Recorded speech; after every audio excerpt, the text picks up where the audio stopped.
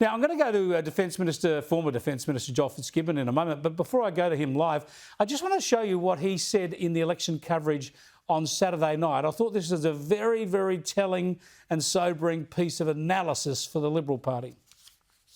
What do all these people have in common other than the fact that they led the Liberal Party at some point? Menzies, Holt, Gordon, McMahon, Snedden, Peacock, Howard, Hewson, Downer, Nelson, Turnbull, Abbott and Dutton. They all represented seats the Liberal Party no longer represents. Thank God they've hung on to Wannon and Cook. Just extraordinary. All the seats formerly held by Liberal Party leaders now in the hands of other parties. Joel Fitzgibbon joins me now from the Sydney CBD. Good to talk to you again, Joel. And the two seats you mentioned at the end, Cook and Wannon, of course, one held once by Fraser, the other by Scott Morrison. They're held now, the only two left, and we think that Dan Tehan, who holds Wannon now, might put his hand up for the leadership. It might be the curse of Wannon upon him.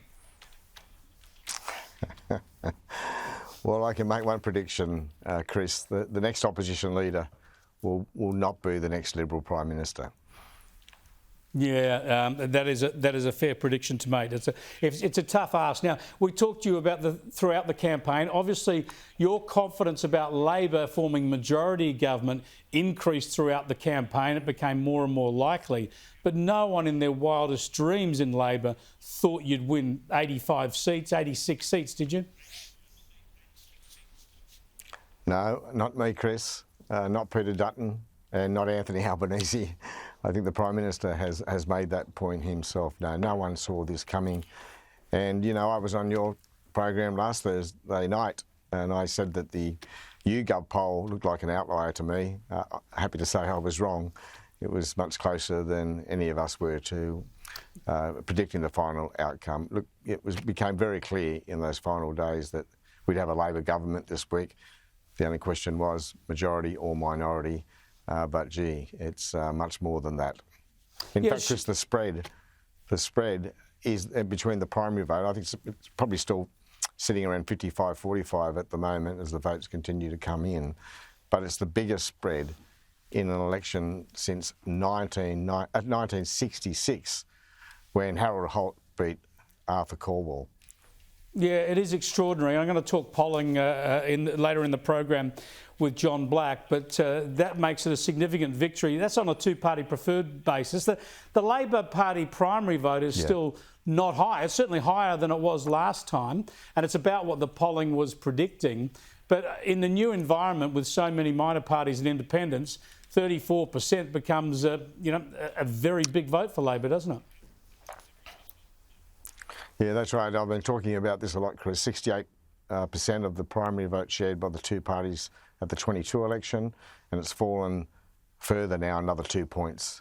It's extraordinary, and it's changing the political dynamic in this country. By the way, talking about Calwell and Harold Holt, the big impact on that election was the US President, LBJ, who visited Australia only weeks before the election, and the Vietnam War was such a big issue. Now, that's right, it's getting harder and harder for the major political parties with such a combined vote to have the courage to progress reform. And Anthony Albanese's got a wonderful opportunity now. He has a big buffer.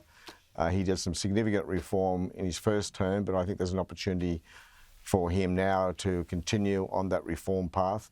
And I think he will. I think he'll use his mandate and his authority to do some good things for the country.